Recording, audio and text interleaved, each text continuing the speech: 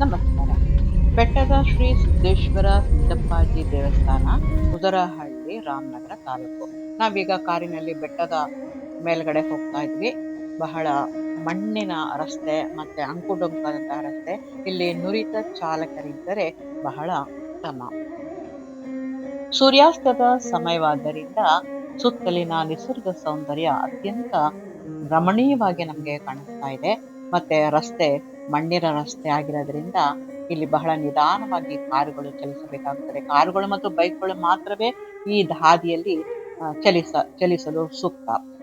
ಸೂರ್ಯಾಸ್ತದ ಸಮಯ ಅಲ್ಲಿನ ಗಿಡ ಮರ ಬಳ್ಳಿಗಳು ಪ್ರತಿಯೊಂದು ಕೂಡ ಅತ್ಯಂತ ಸುಂದರವಾಗಿ ನಮ್ಗೆ ಕಾಣಿಸ್ತಾ ಇದೆ. ಬೆಟ್ಟದ ಮೇಲೇನೆ ಪಾರ್ಕಿಂಗ್ ಸೌಲಭ್ಯ ಇದೆ, ಮತ್ತೆ ಅಂಗಡಿಗಳು ಕೂಡ ಇದೆ. ನಾವು ದೇವಸ್ಥಾನಕ್ಕೆ ಮತ್ತಷ್ಟು ಮೆಟ್ಟಲುಗಳನ್ನು ಹತ್ಕೊಂಡು ಮೇಲಕ್ಕೆ ಹೋಗ್ತಾ ಇದ್ವಿ. ಸಿದ್ದಪ್ಪಾಜಿ ದೇವಸ್ಥಾನ ಇದು ಶಿವಕ್ಕೆ ಅರ್ಪಿತವಾದಂತಹ ಒಂದು ದೇವಸ್ಥಾನ. ಇಲ್ಲಿ ಒಂದು ಗರುಡಗಂಬ ಮತ್ತೆ ಹೋಮಕುಂಡವನ್ನು ನೋಡ್ಬೋದು. ಆ ದೇವಸ್ಥಾನವೂ ಕೂಡ ಆ ಸೂರ್ಯನ ಬೆಳಕಿನಲ್ಲಿ ಹೊಂಬಣ್ಣದಿಂದ ಕೂಡಿ ಅತ್ಯಂತ ಪ್ರಜ್ವಲಿಸ್ತಾ ಕಾಣಿಸ್ತಾ ಇದೆ. ನಮಗೆ ಶಿವನ ಒಂದು ಸಾನ್ನಿಧ್ಯ.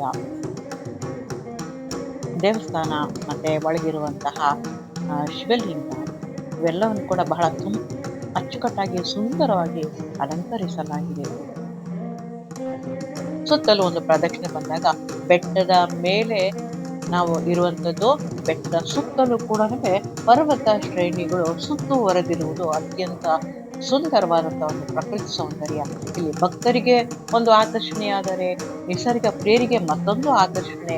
ಇಲ್ಲಿ ಸೂರ್ಯಾಸ್ತ ಮತ್ತು ಸೂರ್ಯ ಉದಯ ಎರಡೂ ಕೂಡ ಅತ್ಯಂತ ಅದ್ಭುತವಾಗಿ ನಮಗೆ ಕಾಣಿಸುತ್ತೆ. ಇದು ಮೂಲ ದೇವರನ್ನು ನೋಡ್ಬೋದು. ಅದು ಕೂಡ ಬಹಳ ಸುಂದರವಾಗಿ ನಮಗೆ ಕಾಣಿಸ್ತಾ ಇದೆ. ಸುತ್ತಲೂ ಬೆಟ್ಟ ಗುಡ್ಡಗಳ ಮೇಲೆಲ್ಲ ಸೂರ್ಯನ ಹೊಂಬಣ್ಣ ಬಿದ್ದು ಅವೆಲ್ಲನೂ ಕೂಡ ಅತ್ಯಂತ ಒಂದು ಸೌಂದರ್ಯವನ್ನ ತಂದುಕೊಟ್ಟಿದೆ ಅಂತ ಕೂಡ ಇದನ್ನು ಹೇಳ್ಬೋದು.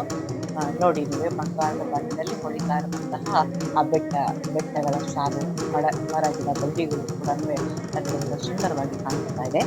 ಇದೊಂದು ಪ್ರಾಚೀನ ಮತ್ತು ರಮಣೀಯ ಶಿವ ದೇವಾಲಯವಾಗಿದೆ. ಈ ದೇವಾಲಯವು ಭಕ್ತರಿಗೆ ಮತ್ತು ಪ್ರಕೃತಿ ಪ್ರಿಯರಿಗೆ ಅತ್ಯಂತ ಖುಷಿ ಕೊಡುವ ಸ್ಥಳವಾಗಿದೆ. ಈ ದೇವಾಲಯವು ಕರ್ನಾಟಕದ ರಾಮನಗರ ಜಿಲ್ಲೆಯ ಕನಕಪುರ ತಾಲೂಕಿನ ಉದರಹಳ್ಳಿ ಗ್ರಾಮದಲ್ಲಿದೆ. ಇದು ಪ್ರಾಚೀನ ಶಿವ ದೇವಾಲಯವಾಗಿದೆ. ಬೆಟ್ಟದ ಮೇಲೆ ಈ ದೇವಸ್ಥಾನ ಇದ್ದು ಆ ಬೆಟ್ಟದ ಸುತ್ತಲೂ ಪರ್ವತ ಶ್ರೇಣಿಗಳಿದ್ದು ಅತ್ಯಂತ ಸುಂದರವಾದ ಪ್ರಕೃತಿ ಸೌಂದರ್ಯ ತುಂಬಿಕೊಂಡಿದೆ. ಅದರಲ್ಲೂ ಸೂರ್ಯಾಸ್ತ ಸೂರ್ಯೋದಯ ಅತ್ಯಂತ ಅದ್ಭುತವಾದ ದೃಶ್ಯಾವಳಿಗಳನ್ನ ನಿಸರ್ಗ ಪ್ರಿಯರಿಗೆ ನೀಡುತ್ತದೆ. ದರ್ಶನದ ಸಮಯ 9 ರಿಂದ ಸಂಜೆ 6ರವರೆಗೆ ಇರುತ್ತದೆ. ನಾವಿಲ್ಲಿ ಆ ಸೂರ್ಯಾಸ್ತದ ಒಂದು ಸೌಂದರ್ಯವನ್ನ ನಮಗೆ ಸವಿತಾ ಇದ್ವಿ. ಮೇಲ್ಗಡೆಯಿಂದ ಕೂಡ ನಮ್ಗೆ ಆ ಸೂರ್ಯಾಸ್ತದ ಒಂದು ಚೆಲುವು ನಮ್ಗೆ ಕಣ್ ತುಂಬ ಕಾಣಿಸ್ತಾ ಇದೆ. ಸುತ್ತಲೂ ಕೂಡ ಸುತ್ತುವರೆದಿರುವಂತಹ ಬೆಟ್ಟಗಳ ಒಂದು ಸಾಲನ್ನು ನೋಡ್ತಾ ಇದ್ವಿ. ಇಡೀ ಒಂದು ದೇವಸ್ಥಾನದ ಒಂದು ವಿಹಂಗಮ ನೋಟವನ್ನ ನಮಗೆ ನೋಡ್ತಾ ಹೋಗ್ತಾ ಇದ್ವಿ. ಸೂರ್ಯಾಸ್ತದ ಒಂದು ಸುಂದರ ಸಂಜೆಯ ಸಮಯ ಇದು. ಬಹಳ ಸುಂದರವಾಗಿ ಕಾಣಿಸ್ತದೆ. ಪ್ರತಿಯೊಬ್ಬರು ಅಲ್ಲಿ ಬಂದಿರೋಂಥವ್ರೆಲ್ಲರೂ ಕೂಡ ಆ ಒಂದು ಸೂರ್ಯಾಸ್ತದ ದೃಶ್ಯವನ್ನ ನೋಡಿ ಬಹಳ ಆನಂದ ಪಡ್ತಾ ಇದ್ದಾರೆ. ಮತ್ತೆ ಫೋಟೋಗಳನ್ನ ವಿಡಿಯೋಗಳನ್ನ ಕೂಡ ಇಲ್ಲಿ ತಗೊಳ್ತಾ ಇದ್ದಾರೆ. ಅಷ್ಟು ಸುಂದರವಾದಂತಹ ಒಂದು ನಿಸರ್ಗ ಸೌಂದರ್ಯ ಇಲ್ಲಿ ತುಂಬಿಕೊಂಡಿದೆ. ಭಕ್ತರಿಗೂ ನಿಸರ್ಗ ಪ್ರಿಯರಿಗೂ ಕೂಡ ಇಲ್ಲಿ ಅತ್ಯಂತ ಆಕರ್ಷಣೀಯವಾದಂತಹ ದೃಶ್ಯಾವಳಿಗಳನ್ನ ಅವರು ಕಣ್ತುಂಬಿಕೊಳ್ತಾ ನೋಡ್ತಾ ಇರೋದನ್ನ ನಾವು ಕೂಡ ನೋಡ್ಬೋದು. ಇದು 360 ಡಿಗ್ರಿ ಪನೋರಮಿಕ್ ವೀಕ್ಷಣೆಯನ್ನ ನೀಡುತ್ತದೆ. ವಿಶೇಷ ಆಕರ್ಷಣೆ ಅಂತಂದ್ರೆ ನಾವೀಗ ಎದುರಿಗೆ ನೋಡ್ತಾ ಇದ್ವಿ 108 ಲಿಂಗಗಳ ಕೊಳ. ಒಂದು ಕೊಳದಲ್ಲಿ 108 ಶಿವಲಿಂಗಗಳನ್ನು ಕೆತ್ತಲಾಗಿದ್ದು ಎಲ್ಲರ ಪ್ರಮುಖ ಆಕರ್ಷಣೆಯಾಗಿದೆ. ಸುತ್ತಲೂ ಕೂಡ ಶಿವಲಿಂಗಗಳನ್ನು ಕಾಣಬಹುದು. ಮಧ್ಯಭಾಗದಲ್ಲಿ ಶಿವಲಿಂಗಕ್ಕೆ ರಕ್ಷಣೆ ಕೊಡುವಂತಹ ಹಾವಿನ ಹೆಡೆಯ ಒಂದು ದೃಶ್ಯವನ್ನು ಕೂಡ ಇಲ್ಲಿ ನೋಡಬಹುದು. ವಿಗ್ರಹಗಳನ್ನು ಕೆತ್ತಿದ್ದಾರೆ.